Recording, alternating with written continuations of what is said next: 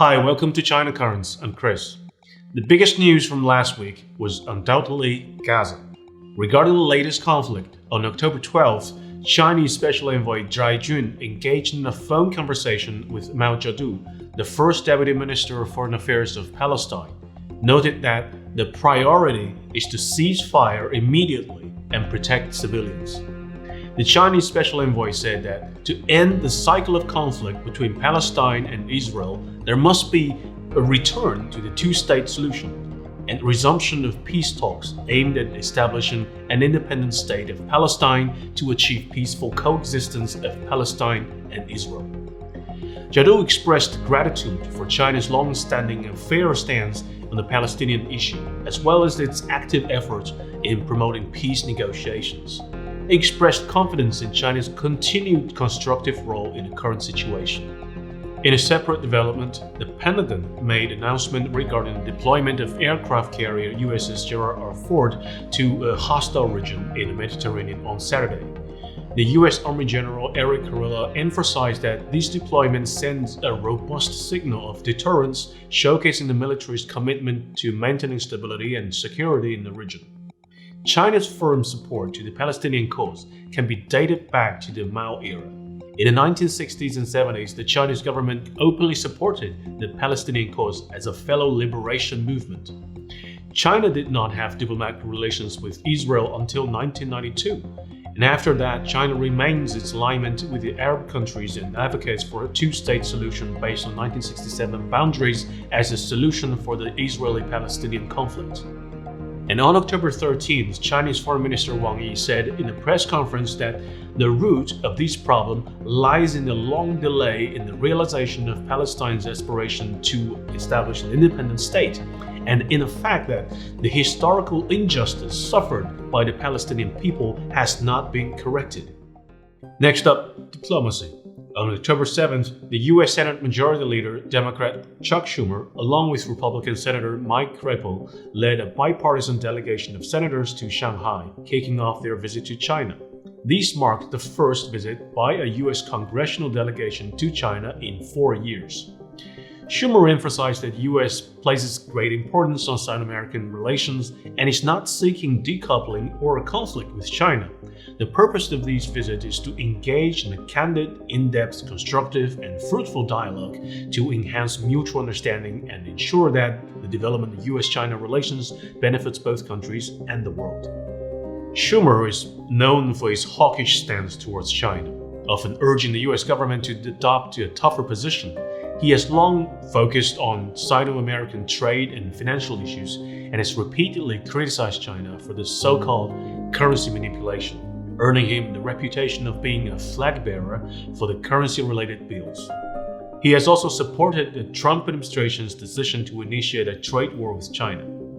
Key members of the U.S. Congress hold significant influence on matters related to China, and their fundamental understanding reflect the mainstream sentiment in the Congress regarding China-related issues.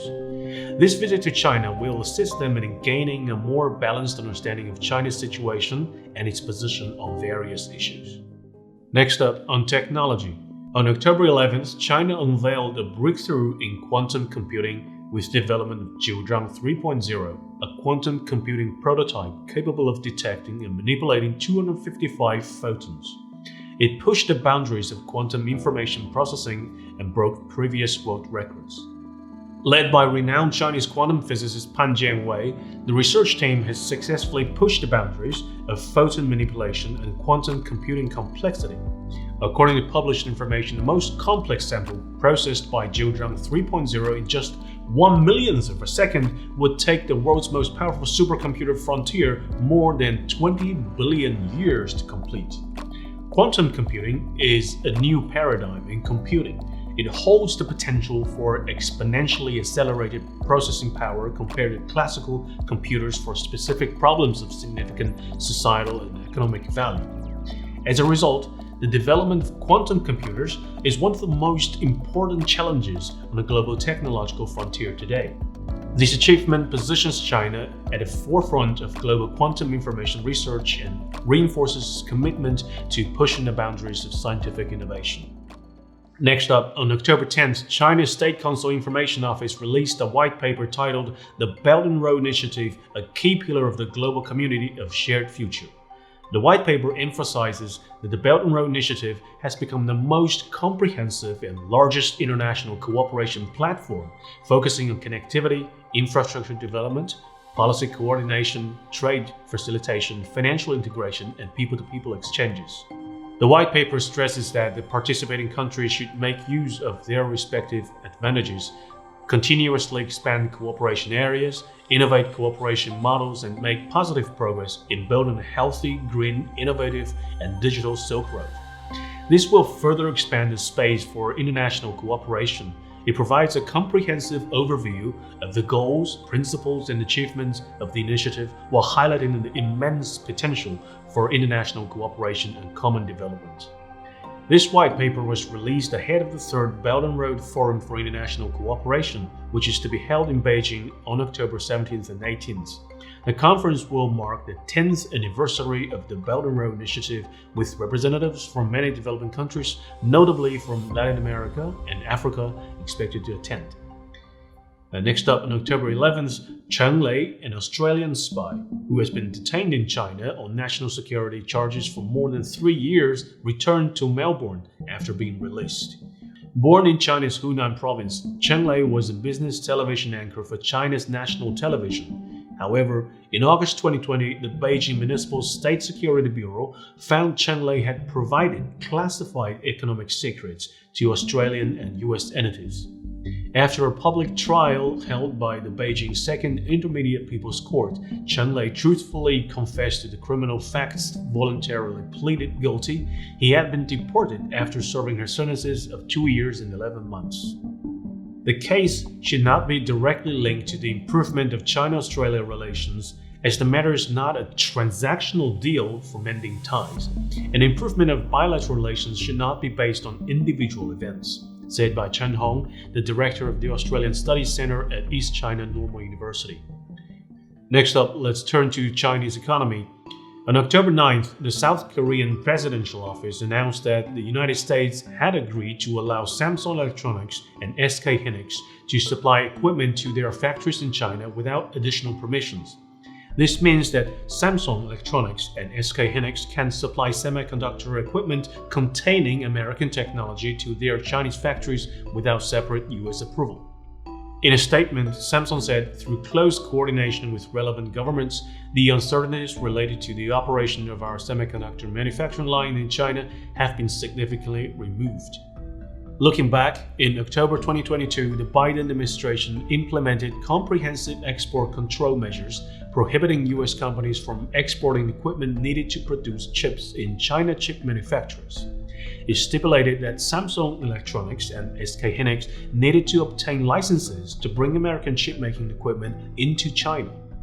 As the world's largest and second largest memory chip manufacturers, Samsung Electronics and SK Hynix have been deeply cultivated in the Chinese market for many years. As of the end of June 2023, these two South Korean companies control nearly 70% of the global dynamic semiconductor memory and 50% of the flash memory chip market. Chinese netizens believe that the reason for this relaxation of US sanctions is that China has made significant breakthrough in the ability to manufacture chips independently. They argue that the export ban, besides causing economic damages to South Korea, serves no other purpose. Next up, on October 10th, a Philippine Navy gunboat, despite repeated dissuasion and warning from China, insisted on intruding into the waters near China's Huangyan Island. When repeated loudspeaker warnings were ineffective, the Chinese Coast Guard ship legally took necessary measures such as tracking and driving out and route control against the Philippine ship. The officials said that China has indisputable sovereignty over Huangyan Island and its adjacent waters, therefore holds sovereign rights and jurisdiction over the related waters. The action of the Philippines infringe upon China's sovereignty seriously violates international law and basic norms of international relations. The China Coast Guard will continue to carry out law enforcement activities to protect rights in China's jurisdictional water according to the law and resolutely safeguarding national sovereignty and maritime rights and interests.